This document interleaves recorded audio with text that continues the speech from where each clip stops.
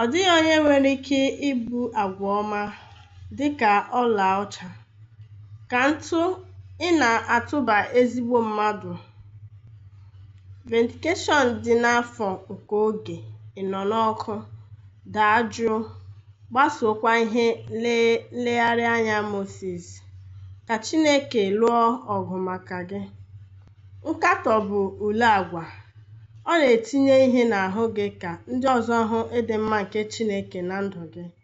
Chineke onye amara, mgbe ndị ọzọ na-ekwu okwu megide m, na-enyere m aka ịnọgide na-adị umeala n'obi ka Moses.